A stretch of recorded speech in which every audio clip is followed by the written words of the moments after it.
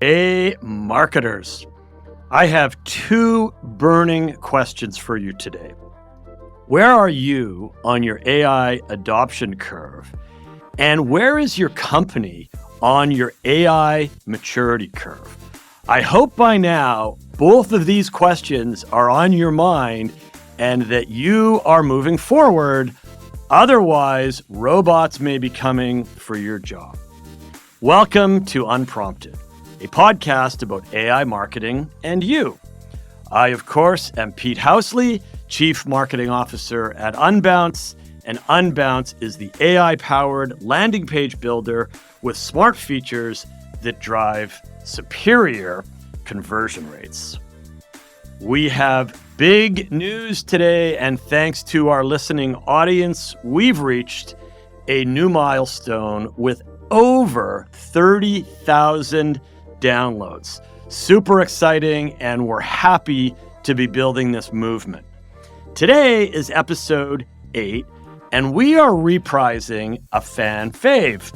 Today we're calling our episode Try AI Part Deux, where we review a bunch of cool and innovative AI tools.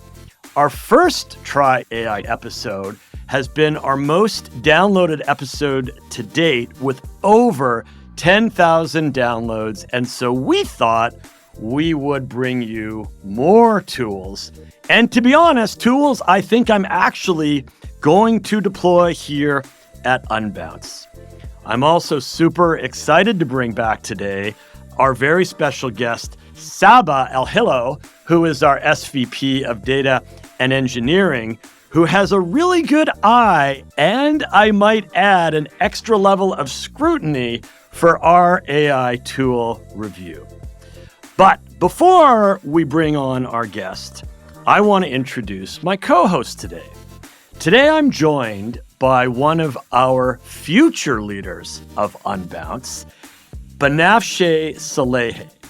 Banafshe is one of our content creators and a copywriter who has more than 7 years of experience in content and brand from B2C to agencies and now the world of SaaS.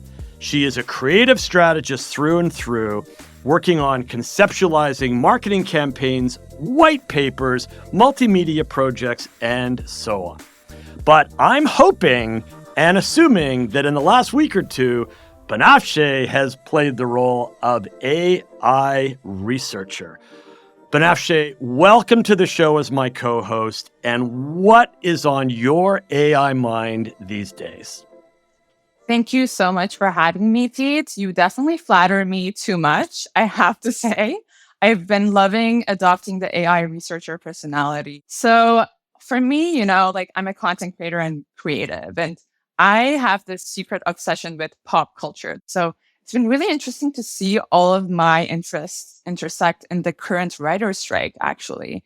So we know that Gen AI has taken over marketing. It's taken over our lives. ChatGPT has been used by pretty much everyone I know. But one of the interesting places that Gen AI is showing up, it is within the current SAG-AFTRA writer's strike. So if you haven't heard about this, this is essentially discussion of AI between the Screen Actors Guild and the Alliance of Motion Picture and Television Producers. And now it's one of the longest running strikes in Hollywood, which is crazy. As technology is kind of advancing and creators are faced with the fact that some AI tools are going to be taking over their jobs, maybe actors are concerned about their digital likeness, replacing them, and writers are concerned about losing their credibility to things like ChatGPT. So now they're trying to kind of gain back that legal and creative control. And to me, that's really inspiring as a creative. And I think it's going to show up in all of our careers at some point or another. And I think that future is closer rather than further away. So I'm really inspired by that at the moment. Well, I think that's such a good thought starter for today's discussion because we do talk about our robots coming for our job. And clearly there's a craft out there which could be threatened and could also affect the amount of jobs in the writing community. All right. So, Banafshe, as a writer and a content creator yourself, and someone who was also, sensitive to AI. Where are you personally on your AI adoption curve? For me, I think I kind of fall in the middle, honestly. When I was faced with ChatGPT and other Gen AI tools, I was kind of mind boggled in the beginning because I was like, oh my God, this is a huge percentage of my role. How am I going to compete with this tool? It's so much faster than me. It can spit back results like 10 times faster than I ever could. But once I got around to playing with it, I think it came to a point where I was like, okay, ChatGPT is great if you want to create content fast, but it doesn't have that human point of view. It doesn't have that level of creativity that a writer can bring to the table. So for me, I would use it in the beginning to kind of like see where I could go with it, if it could inspire things for me. So I would say when I first started using ChatGPT, I was around like 25%. And now I think a bit of my creative ego is involved as well. Like I want to prove myself and see if by adopting more kind of sophisticated Gen AI tools, I could get better results or set myself apart from the competition as well. But I am curious about how these tools that we're going to be talking about are going to affect that point of view. If I have a more specialized tool in my corner, I might feel extremely differently about it.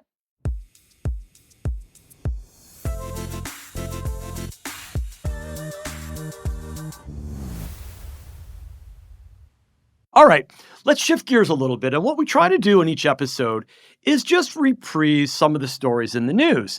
And today we've sort of found a few stories that really are about generally what's happening with AI adoption. So my first news story, and I love the big sources. I love when credible media outlets or the big five consulting companies come out with a point of view. So McKinsey just published their state of AI in 2023.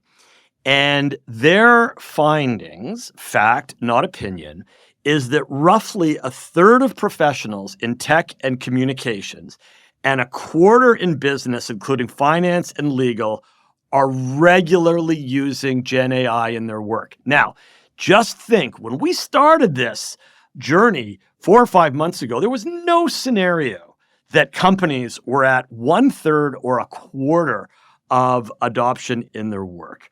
And underneath that, and kind of notably, most organizations report efforts to reskill human workers with AI rather than replace them.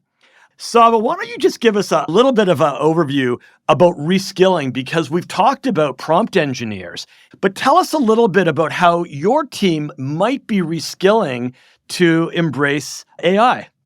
Yeah, great question. So I don't know if it's as much as reskilling as education around the tools and the products that are coming out and how to use them with your existing roles and jobs. So for us, for example, the engineering team is really excited about a Microsoft's Copilot within GitHub, right? So we're going ahead and giving our engineers and developers the tools to see what are the impacts are going to be on the job and how it's going to increase velocity and development happiness. That's great to hear. And I'm seeing examples throughout our organization of AI adoption and AI learning and AI study. Banafshe, what have you got for us in terms of in the news? So I came across this article from Vox actually that's talking about how is the AI boom already on its way out? So Gen AI obviously exploded onto the scene and had like a huge amount of attention. Everyone was looking at it in 2023, but some of the enthusiasm is kind of waning a little bit. It seems that ChatGPT is losing users for the first time. And I don't think any of us expected that this early. And there's reports that the platform's outputs have gotten less accurate and the quality is kind of dropping as we go along. And consumer research is showing that the new AI-powered Bing is also not making the impact that people were expecting. And it's nothing compared to Google's shares of users.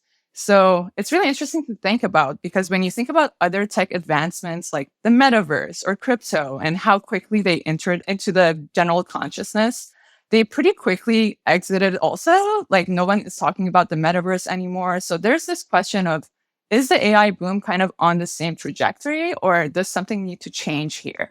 Well, it's interesting. I think that on one hand, conversational AI and ChatGPT was really the tip of the iceberg. It was the pop culture, consumer facing, easy to use movement that we all had experience with. And it probably got high initial trial and settling down. But the AI boom is across so many more aspects than just conversational AI. And that's, I think we'll unpack a little bit about that today.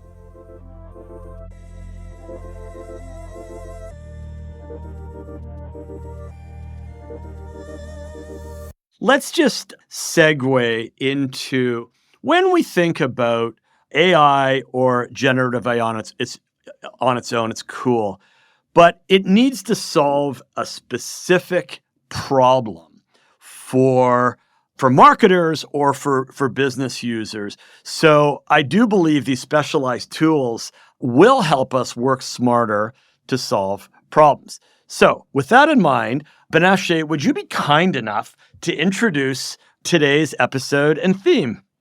Of course. So we are bringing back Try AI, baby. It's encore time. So in the last Try AI episode, we reviewed tools like AnyWord, Wondercraft, Munch. But now in this episode, we want to be covering more specialized AI tools that kind of are responding to your more nuanced questions and are looking for nuanced solutions as well. All right, then, let's introduce our secret sauce today. Saba El-Hilo is our SVP of Data and Engineering. So smart on so many levels.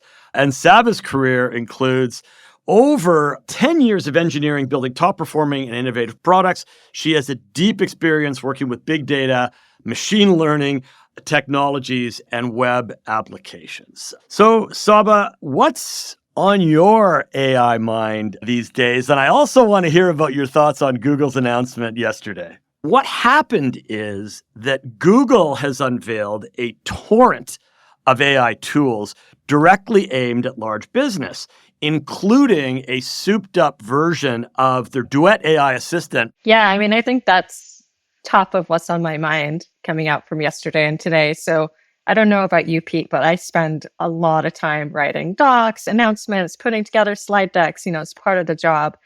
So I have to say I was pretty damn excited about Google's announcement with Duet AI, which is an AI assistant for their product suite. So things like Gmail, Meet, and Drive. And according to Google, Duet will start joining your meetings, take notes, and provide summaries. So you don't even have to go to some meetings at some point. Creepy. Very creepy, but also kind of exciting. For me, like writing announcements or putting together docs that are not technical is not something that excites me in my day-to-day. So I definitely look for tools to help there. So if Duet can help me consolidate some of those products that I'm already using, I'm definitely on board. I think it's going to be really, for me, really interesting to see how Google is going to handle some of the limitations with the underlying AI models. So we all know like these models tend to hallucinate. They can return inaccurate data. There's a whole lot of privacy and data challenges. So the tech is so new, and we're seeing all these like big players like Google and Microsoft just build their entire suites and incorporate their entire suites on top of this tech. So it's like building a car while driving it. So going to be exciting to see how that all plays out. That's amazing to me.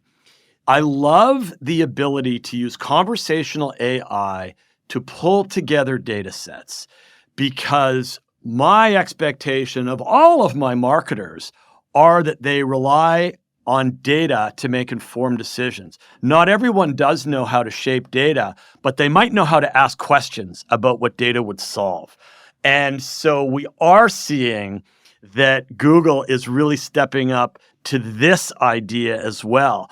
All right, Banafshe, tell us how it works. What are the rules of our tool review today, and what do you need Saba and I to communicate to our audience? So essentially, based on the first Try AI episode, we had this rating system called the Bounce-O-Meter. And where that comes from is that in our first ever episode, we did a marketing campaign solely based off of AI that was about bouncing elephants. So the bounce-o-meter is this system that's covering 3 scoring points. So the first one is 3 out of 3 bouncing elephants. That means this tool is incredible. You should try it right now. It's hitting all of the marks. If it's getting 2 out of 3, that means that we're intrigued, but we are not sure entirely. We would try a demo, but we'll see how it goes after that. If it's getting 1 out of 3, that means that it was probably a bit overhyped, or maybe it was just for the sake of the fact that it had AI in it that it has been overhyped. Could be a number of reasons. And for good measure, we've added 0 out of 3 bouncing elephants. That means that we need to talk to the robot that made this because we need a refund immediately. Saba, how would you like to kick us off today with our first tool review? Yeah, let's do it. So I reviewed ThoughtSpot. So ThoughtSpot is a product that connects directly to your data warehouse. So that could be Redshift, Snowflake, whatever your data warehouse of choice is. And then it allows you to ask questions about your data using natural language. So no SQL required. I picked this tool because honestly, if you had asked me a few years ago as a leader, what is the most important skill? And I would have told you, learn how to write SQL, because you need data. You need to be able to make decisions based on data. And there's no more powerful way other than like going in there and answering and getting some of those questions yourself.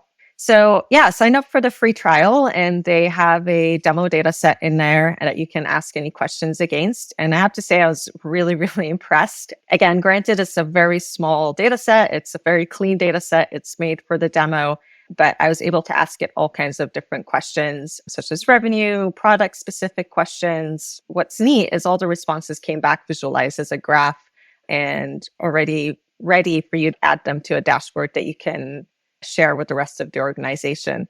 So there's a really powerful natural language engine there that's allowing you to basically in plain English ask those questions. And in the backend is translating it to SQL on top of the data. This is very impactful because it's democratizing the ability for leaders and decision makers to ask questions against their data. And you no longer have to rely on an internal analytics team to build those dashboards or give you answers to the questions that you have. But with all that, of course, there's a major risk of like what happens when AI gets it wrong. Now you're making decisions on a bad data pull or a bad dashboard. And interestingly enough, ThoughtSpot has a disclaimer around that. But I'm intrigued enough that I'd actually want to see how this performs on a large data set and multiple tables where you can use their automatic join functionality. As for the pricing, it really looks like it depends on the size of data. So you could be looking at $2,500 a month, which is not cheap. But if you are a leader and a decision maker who wants to get faster insights and dashboards without the reliance of a team to build that out for you, I think this product is definitely for you. And given all that, I actually give it a 3 bouncing elephants. Wow. Coming from you, Saba, a 3, that is big, big news. And it's interesting, Saba, $2,500 a month is a lot less than a data scientist and a lot less than a business analyst, right? Exactly. So I'm super excited by this technology, and I'm assuming that we will embrace it in some way, shape, or form, whether that be through some of the Google tools or whether that be through this that could sit right on your raw data. So that was a great one. Banafshe, what have you been up to in your AI research? As a content creator at Unbounce especially, I'm working on different campaigns for different teams all the time, from growth to product to marketing to sales. And even though we have our own brand style and guidelines for our tone of voice and how clear we want to speak and all of that, it is more challenging than you would think to be consistent in the way we want to position our products and the way we want to position our brand. That's when I came across Acrolinks. So Acrolinks is a content governance platform. They just want to make sure that you have clear and consistent content across all of your customer touchpoints. It is enterprise level, which does limit the amount of people who can work with the product, and it is a bit more on the pricey side. You can cover ad copy, content libraries, product documentation, And basically, you can also use this product for different teams. If you are the content creator and different teams are coming to you and being like, can you make sure this is brand aligned and we're meeting our tone of voice recommendations, you can just be like, oh, this platform actually has our style guide in it. And it gives you opportunities to optimize based on that. So you can think of it as a Grammarly for style guides. Is a very simple way of putting it. And the way that it works is pretty simple too. You just input any sort of documentation that you have. It could be a Word document. It could be your URL, and it scrapes off the data off of that. And it gives you an idea of like the brand guidelines that you want to go for. And you can also set it based on your target audience. And then once that's established, you can use it to write material, and it can just pop into any different place you're writing content and be like, oh, this is actually not brand aligned right now. And what I really loved about it also is that it's not just talking about clarity or tone of voice. It's also talking about how scannable is what you're writing, and also how inclusive is what you're writing. So another interesting experience I had is that I inputted random piece of text in the platform. And one of the feedbacks I got is that this piece of text is unnecessarily gendered. In my entire time as a content marketer, I've never seen that show up in any sort of app or AI tool. And the idea of an ethical writing tool or like a feminist writing tool, I was like, that is my dream. Let's go. Super excited by that. Which brings me to my rating. I would give it pretty close to a 3 out of 3 bouncing elephants. Really loved it, and really love the fact that you get to work within a content dashboard. Like the content freak inside of me was loving that. And the plugin is great too.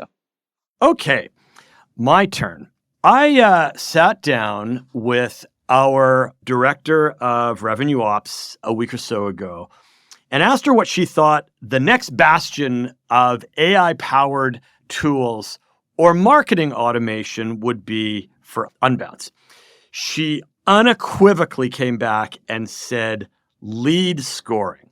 So with that in mind, I started poking around and stumbled across a product called Mad Kudu, the AI-powered lead scoring platform, which takes in your first-party data, and it also references a number of third-party data tools, call them sales enrichment tools, and then uses AI to build a scoring model based on which characteristics are most closely associated with revenue. For the use cases, it works on your inbound marketing efforts, it works on your product-led growth, it works on account-based marketing, and it's literally amazing for marketing leaders, marketing operations, or sales. So it ticks off a number of boxes. It was a little expensive at, order of magnitude about $2,000 a month, jumping up to about $3,500 a month for the Pro package. So I tracked down an AE. His name was Hayden. Hayden, if you're listening and you want a job, track me down. You were absolutely amazing. And at Francis, co-founder of Mikudu, I think you should give this guy Hayden a big, fat raise. He had studied my business, and he knew that I have entry-level monthly plans and more advanced and enterprise level. He also knew that we had new trial starts that convert to paying customers. So he then explained what the hooks of this tool does is it takes all of your customer data and it plots out everyone in terms of their customer life cycle, their revenue, their weeks of engagement, but then it looks at industry and characteristics. So it scores everyone in your database. It then can help companies identify who their ICP is, that is your ideal customer profile, and it can not only help you with your upgrades on which clients have the most potential to be best clients, but it then scores all your leads against the first-party results that you actually have. So this, to me, is something that I'm so excited about. It also hooks into your big data system. So for example, we have a CDP. We talked about CDPs in a prior episode, but here we use Segment. And then of course we use Salesforce for our CRM and our sales motion. And this tool hooks into both of those. And literally in less than 10 minutes, we would have very, very shaped data. So I am giving 3 bouncing elephants to Makudu and a job offer to Hayden. Okay, so the next tool is called Optimove. And this is a data marketing automation platform. This one is almost like an AI-powered CDP.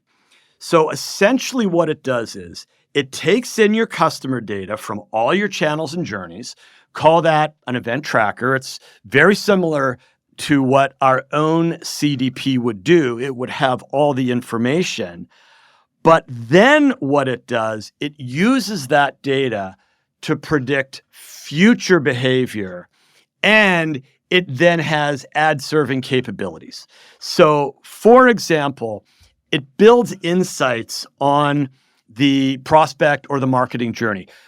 Did they come through my web? Did they come through the email? What was the message that I served them? What is their preference for receiving messages? It learns all of the touch points that a consumer is exposed to, and it understands what is resonating and what is not. And they call that Optibot. How perfect for an AI-generated insights tool. So what the tool can do and the platform is give you real-time insights. So imagine you're A/B testing and it starts saying, test B isn't really working so well. Should I turn that off? Or this campaign hasn't converted in a while. Should I change the CTA or turn that off? So the idea of combining a CDP with the marketing go-forward strategies and tactics and implementation is super interesting to me. So I'm going to give Optimove 2.5 bouncing elephants. And it's not that it wouldn't be a 3, but I do see a number of products in the direct competitive space here. Banafshe, do you want to give it another round? Yeah, let's do it. So let's talk about SEO. For some writers, it is the bane of our existence. But there's other writers who love it, who love working within that structure, who love seeing that tangible results that you get once you optimize your article for SEO. And for me, I definitely fall somewhere towards the middle. So I would love to have just like a ready-made SEO guide to go at all times. So that's when I came across Surfer SEO, which is essentially an SEO focused content intelligence platform. It is, I think, a great tool for SEO in general, not just AI, but as a tool in itself. So I went ahead and I got the most basic plan, which sat at around 70 USD, which is not too bad based on the feedback that I got from it. So how it works is that you get into this tool and there's like a beautiful dashboard that's a content and SEO dashboard. And it's really simple. It has 2 features. It's keyword research and content editor, and they are pretty interlinked. All you have to do is enter a keyword and you'll see amazing results. So for me, I picked marketing AI or AI marketing, and I got over 55 clusters of different kinds of SEO optimized phrases that I could use. So it was covering anything from social media to the best tools for AI copywriting, and it was all interconnected under AI marketing. So the structure of the clusters was amazing already. And the volume of the search you could pick from was insane. It was from 100 plus to 1 million plus. That is like the amount of searches that it could cover. Once you have those recommendations, you could literally just click on those clusters and the content editor can give you headings, title suggestions, paragraphs you could write, even questions you can answer in your article, or even images you could use. So it was a very interesting way of connecting the two. And I think for me, that was always the blocker. Okay, I have all of this SEO information. How do I translate it in a seamless way into my content? And this product really seamlessly answered that question for me. I really, really loved working with it. And I'm so pumped by it that I'm already going to give it 3 out of 3 elephants. I love this one. It was my favorite for sure.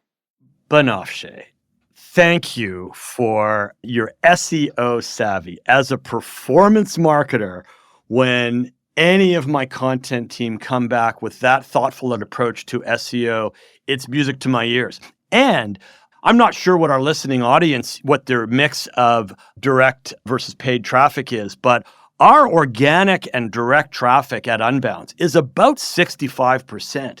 And with that in mind, then the role of content marketing is fundamental to our marketing mix and to gaining new customers efficiently. And don't forget, we have not built our SEO over the last 13 years around AI marketing. So when someone like Banafshe comes along and uses new keywords like AI marketing to develop new content, and I'm assuming you never would have got that fast on your own, Banafshe. So that to me is very, very powerful, especially when there's a new category out there called AI marketing that we actually want to anchor ourselves to. That was a really good one. Saba, what you got? So another tool I took a look at is Brand24. It's an AI social listening tool. So you input your brand or company name or hashtags, and it populates a dashboard for you that listens on mentions or any other social content out there that's relevant to whatever you put in. So I actually put in Unbounce and put together the dashboard. It put it together for me within like minutes. So I was actually really impressed by how quickly it was able to index and populate all of that data. And it was getting updated in real time. So pretty impressive tech there. The AI part of the implementation is in the analytics and metrics. So for example, they have something called a sentiment analysis, which is not a really new concept. It's been around for years. It actually wasn't very accurate. And it's a really hard problem to solve because especially when you're just looking at a hashtag, right? Like someone could write something negative that's not related to your brand at all, and then add a hashtag at the end, and the tool identifies that as negative. But given that limitation in accuracy, I give this tool 2.5 bouncing elephants. But in terms of pricing, it's actually very, very affordable. So most popular plan is at $249 a month. So if you're a brand that wants to have a really good handle on what other people out there are talking about your brand or mentioning it about it, it is pretty good for that.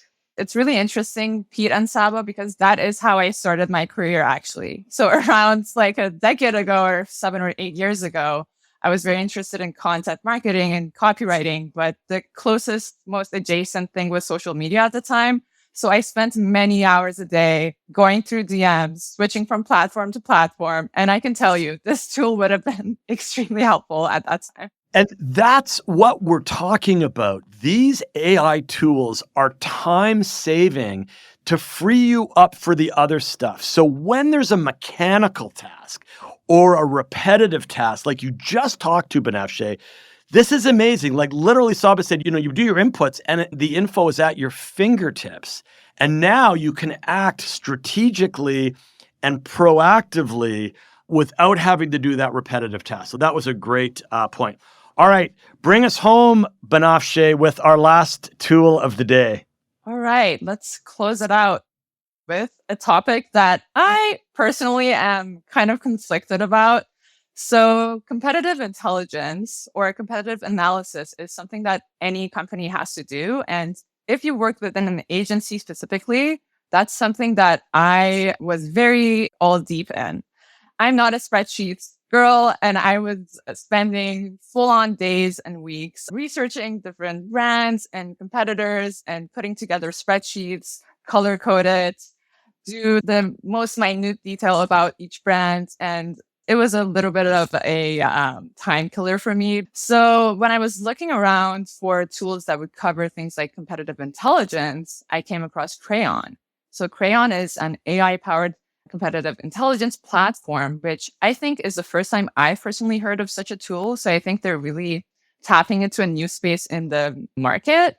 It really uses advanced AI to automatically collect information about your competitors. That could be like product launches they're having, customer reviews, and even changes in leadership. So it is using AI to basically track all of your competitors. So that is a full-time job on its own being covered by this platform. And it has a lot of cool features within it too. You get to build whole battle cards with the information that the tool is giving you. And it automatically updates you on anything that's going on within your competitor's world. So it has this tool called Compete Hub, which is a real-time live feed, a dynamic feed that is showing literally every action your competitors are taking. And once you get those insights from this platform, you're able to share it very easily through email, Slack, or export it to CSV for deeper analysis and reporting.